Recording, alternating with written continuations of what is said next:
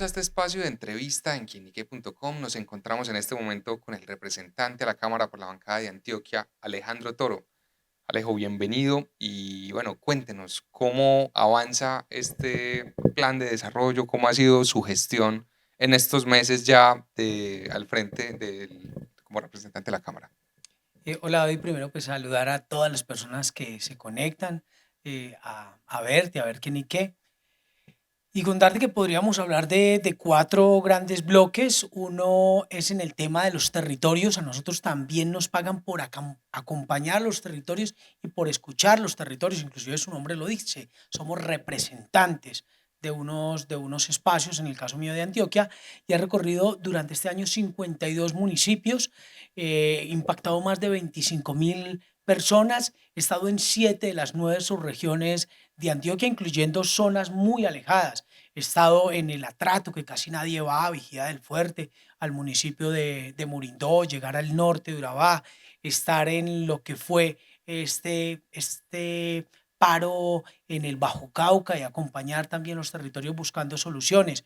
Lo otro ha sido el trabajo en el legislativo, donde he sido autor de 3 proyectos, es decir, que presenté directamente entre esos 2 que quiero hacer relevancia, uno en el tema de acelerar los procesos de restitución de tierras y otro donde buscamos equilibrar la cancha entre el sector solidario y el sector de la banca tradicional. Aparte de eso, he sido coautor de varios proyectos, entre esos estratégicos y del gobierno, y he sido ponente de algunos otros proyectos. Soy coordinador de la Comisión de Restablecimiento de Relaciones entre Colombia y Venezuela en temas diplomáticos y comerciales, parlamentario andino. He tenido la posibilidad de también que se aprobara un proyecto para el fortalecimiento del cooperativismo y economía solidaria en 5 países de Latinoamérica y recorrer varios continentes también haciendo diplomacia parlamentaria.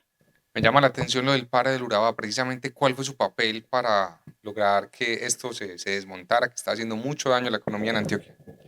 Bueno, lo que fue el paro, lo que se conoció como el paro minero en el Bajo Cauca, hubo varias líneas de intervención. Una que creo que fui de los pocos que lo hice fue salir a denunciar con nombre, con alias, con apellido a quienes considerábamos que sí estaban interviniendo desde grupos armados ilegales en ese paro, sacando la gente, obligando la gente, instrumentalizando a los mineros en esa zona. Entonces eso permite también que haya una intervención de las Fuerzas Armadas, pero también era muy importante dar soluciones al problema subyacente.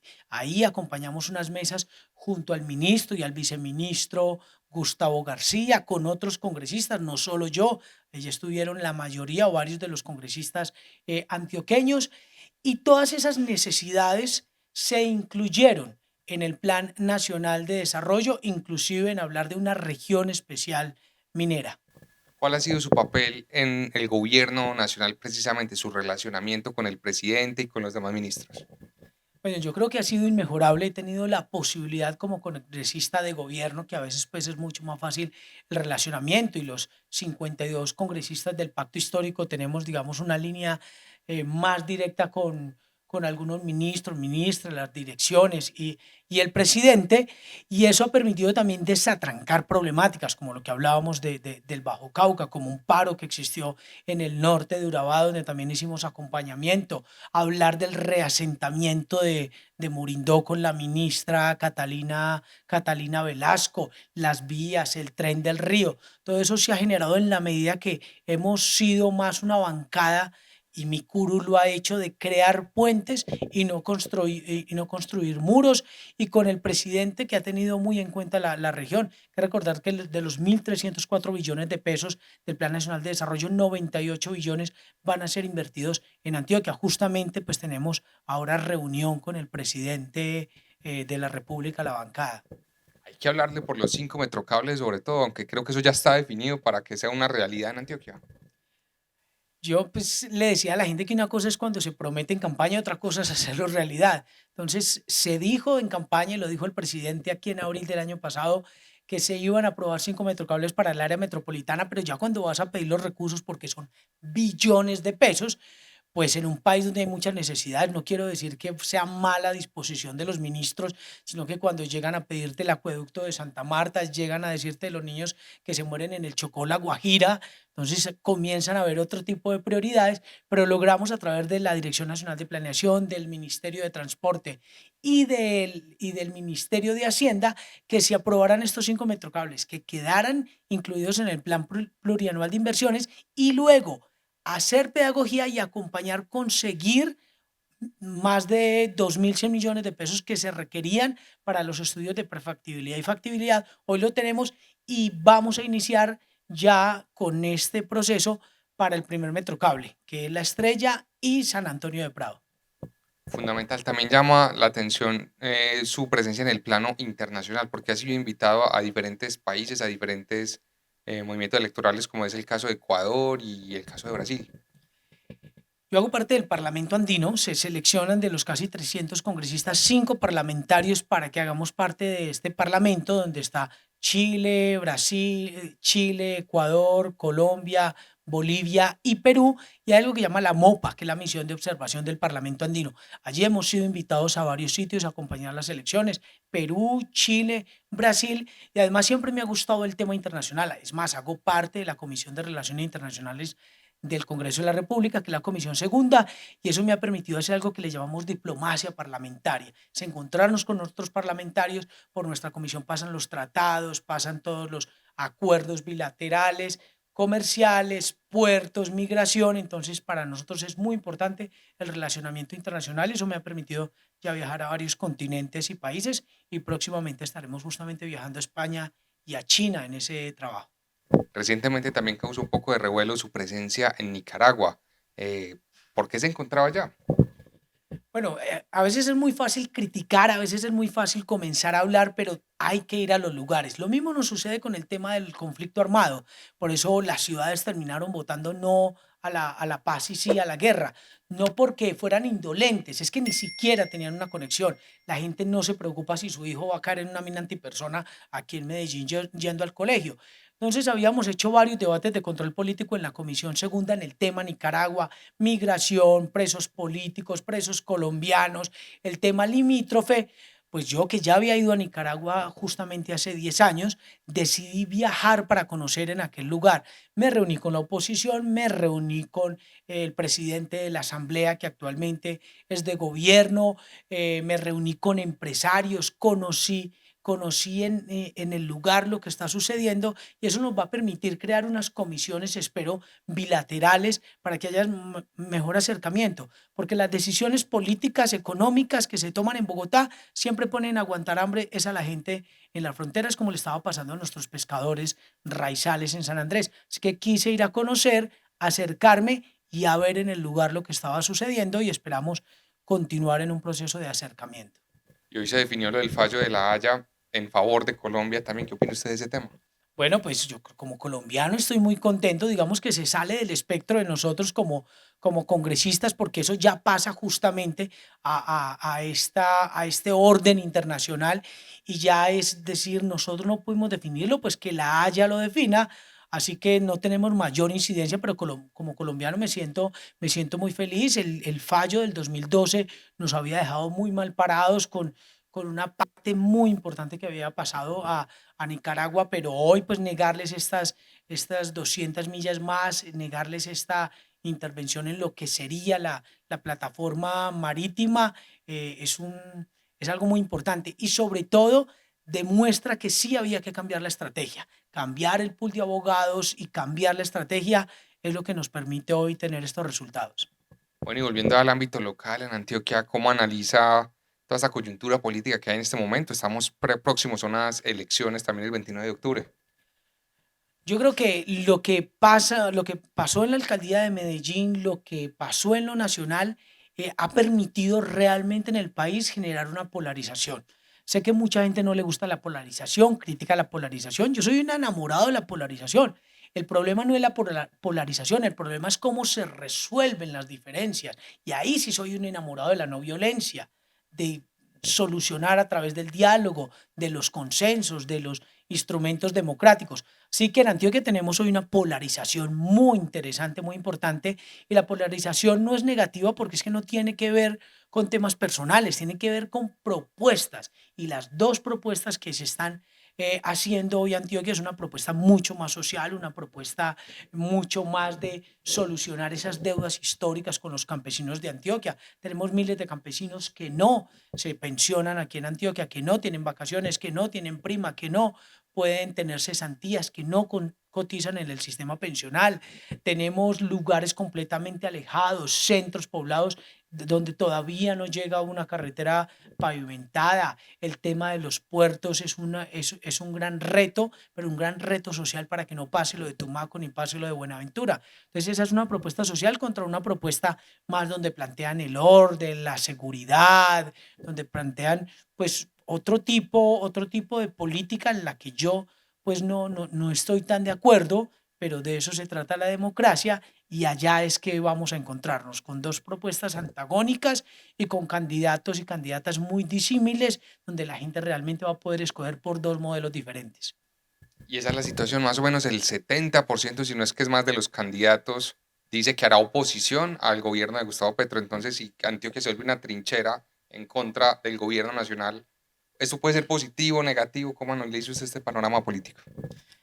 Pues lo primero es que, repito, me parece muy claro, o sea, la gente ya sabe que hay una esquina y hay otra esquina y va a terminar tomando esta decisión, pues no es un escenario que a mí me gustaría, realmente yo quisiera que los movimientos y partidos alternativos, progresistas, de cambio, pues alcanzáramos la mayor cantidad de puestos desde las JAL hasta las asambleas y gobernación y alcaldías.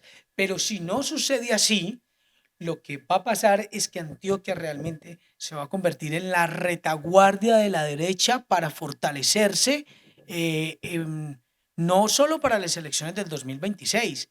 Todos nos vamos a ir a Bogotá, porque como hay segunda vuelta, entonces ya en Bogotá va a ser como esas primarias de las presidenciales del 2026. Creo que van a ser la segunda vuelta en Bogotá. Pero sí, pues creo que tenemos muy buenos candidatos y candidatas. Vamos a hacer un trabajo muy interesante y vamos a plantear sobre todo propuestas. Esto no tiene que ser de ataques personales ni de ataques ideológicos. Esto va a ser un tema de propuestas desde la seguridad contra lo social que nos debe llevar a otras generaciones. Recientemente hubo un ataque contra usted por parte del colombiano, que decía que usted era un estudiante fantasma, pero esto resultó ser completamente falso. Bueno, me da mucha risa porque yo me imaginaba cómo fue el escenario cuando un periodista sintió que había descubierto el Santo Santorum, que había descubierto la super noticia, porque ve que eh, aparezco como estudiante en una universidad en la página del Congreso y luego investiga en la universidad y no aparezco. Entonces de ahí dice, no, encontré la mega noticia, yo supongo que va donde la directora o donde alguien y le propone la noticia y todos se emocionan, comienzan a construirla hasta que nosotros le respondemos y le decimos, no, no es en esa universidad, es en otra. Suponemos que el periodista lo que tendría que hacer era investigar con esa respuesta, pero yo creo que se les cayó todo el entramado y alguien dijo, no, vamos para adelante con la noticia, la que teníamos hecha y por allá marginalmente ponen esto que habíamos dicho nosotros que no era en esa universidad, entonces pues hacemos ponemos una tutela donde se nos respeta el derecho al buen nombre, porque era muy tendencioso, que yo era un estudiante fantasma, que yo prácticamente le estaba mintiendo al país con mis estudios, se les termina cayendo la noticia, les piden que rectifiquen, que lo hagan con la misma difusión, no lo hacen así, pues vamos a continuar nosotros tratando de defender nuestro buen nombre. Pero lo interesante de esto es que quedó claro que era un ataque orquestado con alevosía y quedaron como unos mentirosos. Y precisamente es para que la gente salga de dudas, estimado Alejandro Toro, ¿quién es Alejandro Toro? ¿Qué estudió Alejandro Toro para que la gente salga de esa duda, que no hay ningún estudiante fantasma? Mira, yo he hecho mucho esta reflexión, menos mal hoy Elon Musk y un montón de cacaos de los negocios, han hablado de esto. Yo creo que hay que reinterpretar el tema de la educación. La gente estudia por un cartón, pero ¿qué tal que estudiáramos por aprender? Y a eso me he dedicado yo. Yo hice 9 semestres de pedagogía reeducativa en la Luis Amigó, presenté la tesis, al final no presenté una materia y para mí fue tranquilo porque nunca pensé trabajar en un sitio donde me iban a pagar quincenalmente o mensualmente, así que prácticamente terminé esa carrera, aunque no me entregaron el cartón, hice 4 semestres de filosofía en Manizales. Actualmente estoy haciendo administración de empresas, estoy en quinto semestre de administración de empresas y me he dedicado a leer. O sea, he sido un lector voraz desde los 10 años que conocí a Cien años de soledad y a Gabriel García Márquez. Mi biblioteca es mi gran universidad. Soy, mejor dicho, un adicto a la lectura y a viajar también me ha permitido eso. Hoy conozco 4 continentes, 28 países. Esa ha sido pues como mi gran escuela. Espero terminar ahora pues la administración de empresas. Voy a iniciar administración pública ahora también el próximo semestre y a eso nos hemos dedicado, a aprender. Excelente. Bueno, y ya para finalizar, ¿qué se viene para el próximo semestre en el Congreso de la República? Bueno, lo primero es que traemos unos proyectos de los cuales soy autor, el proyecto de restitución de tierras que busca acelerar la entrega de tierras de más de 15.000 personas que llevan esperando años. Le vamos a dar facultades especiales a la unidad de restitución de tierras. Otro que es muy interesante y es equilibrar la cancha entre el sector cooperativo y el sector de la banca tradicional, quien legislativamente ha influido para tener mayores ventajas. Esperamos que tengan grandes recursos de los entes territoriales que sean manejados por cooperativas financieras vigiladas por la superfinanciera, lo que haría que accedan a varios billones de pesos. Y esos recursos muy seguramente van a ir al nicho natural de las cooperativas financieras, que son estrato uno, 2 y 3. Y cuando le prestamos a estos estratos, lo que les reducimos es el campo de maniobra a los gota a gota y a los pagadiarios. Ese proyecto de ley también vamos ahora para debate en plenaria, nos quedan faltando pues 3 debates y vamos con 2 proyectos muy interesantes también que voy a presentar. Uno de ellos es Colombia Valle del Software, donde buscamos que haya 100.000 empleos de programadores y programadoras en los próximos 5 años en el país, que es la empleabilidad del futuro. También uno donde vamos a meter el dedo en la llaga en el ascenso de los militares, especialmente de los oficiales en este país, donde es amañado, donde muchas veces es por rosca que llegan a ser altos oficiales de este país y que funciona mal, inclusive desde la estructura, desde la escuela militar, porque es una carrera tan costosa que una persona pobre no es imposible que sea oficial en este país. Y luego eliminar los filtros para que haya mayor participación del Congreso y nos lleguen todo el grupo de coroneles que deberían ascender a generales y no nos llegue ya filtrado, sino pues estén estos papayazos que se nos presentan. Y finalmente, con el Ministerio de las TICs, voy a ser coautor del proyecto para la creación de la Agencia Nacional de Seguridad Cibernética, que esperamos sea una realidad también en este gobierno. Listo, Alejandro, gracias por estar en los micrófonos de Quienique. Recuerden que este espacio es para todos y representa el placer de ver, saber y oír más. Con ustedes estuvo David Trujillo.